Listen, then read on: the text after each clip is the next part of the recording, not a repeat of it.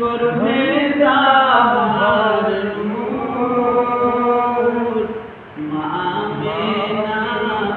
স্বপ্ন দেখে গর্ভে